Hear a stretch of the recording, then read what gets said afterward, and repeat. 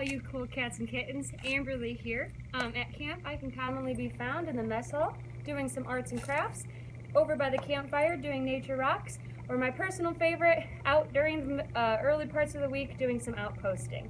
But today, I'm going to be taking a page out of the Nature Crafts book and showing you guys how to make some pressed plants crafts. So they're going to look something like this, or even more intricate. We can use some more stuff.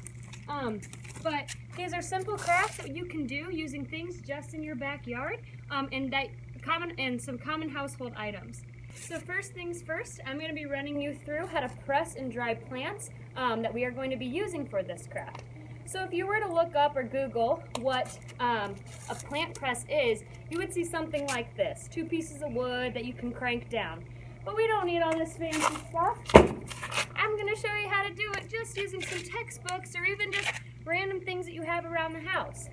So what we're going to need today is something kind of heavy. So if you have 1 textbook, that's perfectly fine, but if you happen to have 2, that's even better.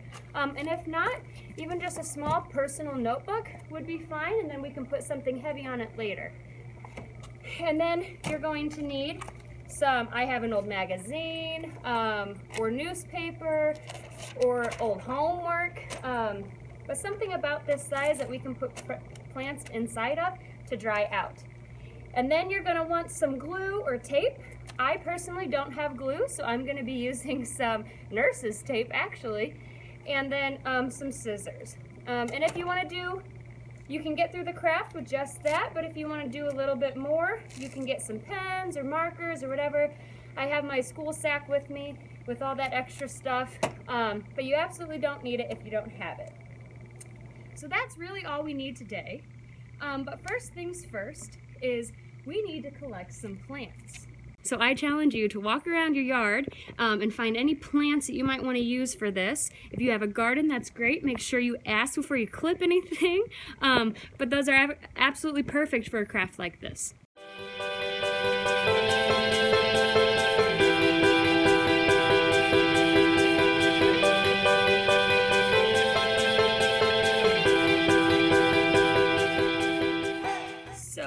Once you have your plants collected, we're going to actually go through the process of pressing them and letting them dry.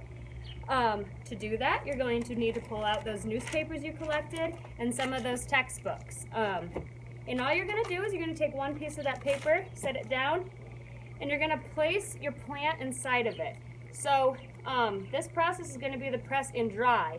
So however you want them to dry, you're going to want to organize them on this piece of paper. So make sure you get it to be in the shape or organization that you want it. Then you're going to add the second piece of paper on top, and this is when you're going to stick it inside your textbook. You want to preferably put it in the middle so that it's got even weight on the top and the bottom. That's going to flatten it out. And like I said, if you don't have a big textbook like that, or you're using multiple things, you can use a personal notebook. I collected plants that are about the same size as these pages. And I just set it in the middle and closed it, and then I can put something heavy on it, like maybe a weight, or if you don't have that, just a pot or pan that you have at your house, and that'll hold it.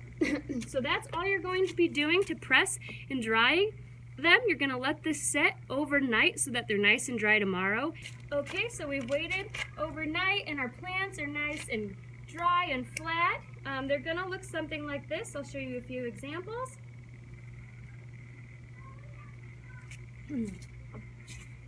They're going to be pretty flat and crispy, just like this. This one's my personal favorite that I'm going to use. And then we're going to take some notebook paper or plain paper or even whatever paper you have, and we're going to mount these onto that. So I have here my plain paper. And I'm going to organize these on the page how I would like them to look. They can be anything. I think here I'm just going to go for a randomized look. All of these have green and yellow on them, 2 of my favorite colors. And I'm going to just set them in random organization until I'm happy with the way they look. You can make your leaves into a swirl pattern. I think tomorrow I'm going to put a big flower petal in with some big leaves on the outside. that circle it. So you can do whatever you want with this. And this is when your tape is going to come in handy, or your glue, whatever you choose to use. If you do use glue, you're going to have to wait a little bit more, a little bit longer for it to dry. That way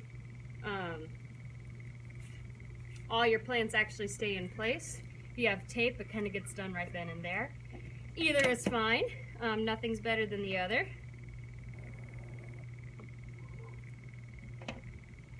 So I'm just gonna tape, tape, tape.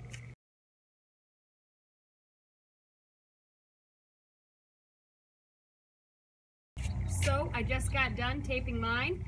This is what mine looks like. I'm happy with it right now. I like the colors and how it looks. I think I'm gonna fill in some of the space over here to make sure that it kind of evens out. I'm gonna make it a kind of a Camp Palmer theme.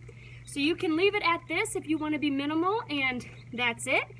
And you can put this up, you can frame it, you can tack it on a wall, or we can keep going and do some drawing and add some colors using your highlighters or markers or pens.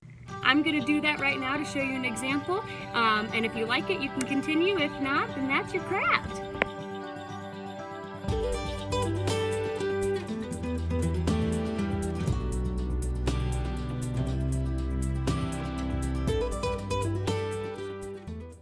If you decide that you want to go on and add something, that's awesome. As you just saw, I drew some stuff on mine, and I'm going to show you it right now. I'm actually super excited about how it turned out. I just took a permanent marker and I traced all of my flowers individually until I reached each other, and I have my Camp Palmer 2020 up in the corner. So yeah, you can do something like this, or you can add a bunch of color. If you have paint, you could paint the background. You can do whatever you want. Just be as creative as you can be. And actually, I'm gonna challenge you guys this week to try and make the coolest craft you can out of the things you find in your house or around your house. And I want you to send in pictures to your teachers. I'm sure they'll have a place that you can do that at. Send those in, and we'll display some throughout the week. Counselors too. We're asking that all of you guys participate in this and really get into it and see how cool you can be. I'm super excited to see what you guys come up with. Make sure you get those pictures and you send them in. Thank you for spending your time with me. I was super excited to do some camp stuff this week. Love you guys. Love camp. CP for life.